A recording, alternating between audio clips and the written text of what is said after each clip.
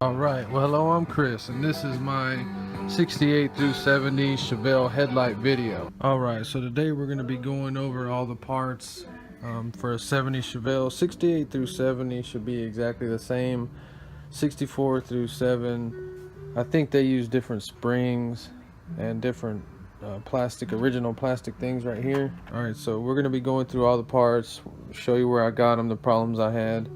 I know there's people out there that have taken theirs all the way apart and have all these parts in a bucket and haven't realized yet that it's going to be a big freaking headache to get this stuff sorted out. So the first thing that kind of caught me off guard on these was that every single headlight bucket is different. I thought that they had two lefts and two rights. I don't know why they just didn't make one universal one, but that's the first thing that got me. Okay, so the other thing that confused me was our high beams on the outside or on the inside. Which one goes where? 3-prong plug on this side. Got a 2-prong plug with the ground on the inside. So the low beams go on the outside, but the bulb is actually a 5006. It's a low beam, high beam. It's both of them. So the 3-prong plug on the outside, low high beam, 2 plug is the high beam. Now let's go get everything ready to put on the car. Okay, since we're doing the driver's side first, they're all going to have the up adjustment and then towards the driver's side. So we're going to try to figure out what goes where to label our buckets. It's going to make it so much easier when we go put it on the car. So when you're bored, ain't got nothing to do, it'd be a good idea to get these ready. We got them all facing like on the driver's side. This is the 3-prong low beam / high beam. We're going to go ahead and mark it. Okay, so we need to find which one of these buckets it fits in and mark our bucket, because they only go in one way. Nope. Okay, so it fits in there. So this is going to be our driver side outer. We're going to go ahead and mark them. Driver outer. So this is a 5001 high, only 2. Okay, mark it. Driver inner.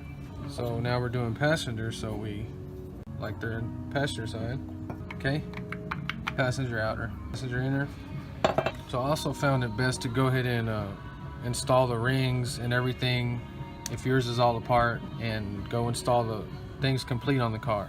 Okay, so I had a ton of these rings. They should all be the same. They have that, all of them should have that little like lip or whatever that is. So these are 3/4 inch, and they are 5 13/16. So the next issue I had was with these screws. Of about 30 buckets and rings, I only harvested, is that the right word, 3 screws. Self-tapping.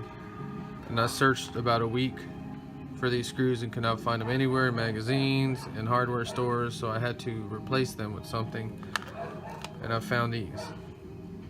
This is a number 8 by 32, which means a number 8 screw fine thread. I got these at the Sears hardware store in Houston, Texas. But any 8 by 32 will work. Somebody knows where to find these, let me know. These are all original, just been cleaned in quadruple 0 steel wool. Just make sure that that little spring thing right there on the left, that's where you want this. Oh, okay, you get that? So kind of goes on there one way. Okay, so just get them even. Be careful because you can pull that little tab off. To me, when they quit moving. Okay, so these are the 68 through 70 springs. They are look like 1 7/8. They have other springs that are 71 and 2 in different cars and stuff, so just letting you know that the correct spring is that 1 7/8 spring. Now the original clips that these went into, I haven't seen one in like 10 years, but they just started putting these in there. These are ones that I pulled off of old cars. You could buy this at O'Reilly for $3, sale of the year. But these that I bought about in 09, I can't find these that are thick like that. The only time I can find these is like in license plate section, and they want a lot of money for them. But see, these are a little bit thinner, but once you put the screw in them, they work fine, but we'll show them going on the car. But just letting you know that I can't find these fat ones anymore. I've seen these kits like with all new parts for $14.99, but who knows how much it is to ship it. Some places will sell them for $29.99. The local one here in Houston was $39.99 for this, so that's why I was like, nah man, I'm gonna go ahead and piece mine together. Okay, so for me to do all my headlights on my car was about $60. It's so important to get into sandblasting if you're gonna be doing these cars, because this right here, just the buckets and the rims, is like $150. Let you know, that's all original stuff. Yeah, all this stuff was all rusty. It's just been kind of cleaned up. Yeah, this is real simple, but I'm gonna go ahead and show you anyway. Some people like to see stuff like this. Okay, so these are the $3 a box clips. They just go in right here. They're gonna fit kind of loose, but once you put the screws in them, they're gonna fit tight. That's a freaking bench I'm sitting on. All right, so it doesn't really matter which way the spring goes in. You just want the big side towards the headlight. So okay, so you just want to get the spring all the way through. Okay, see, it's all the way through. Now it's going to like pivot on the core support right here, so got to kind of hold it, make sure it can adjust. Okay, so these are going to slide over.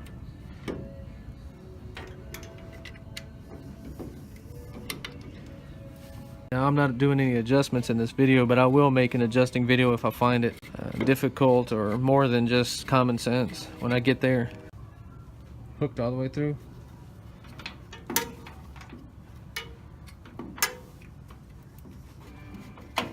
I'm gonna do a light testing video when I get there, but when you pull your light switch out, only this one will come on in the parking lights and the bumper, and then whenever you smash the high beams, this one switches to high and this one comes on.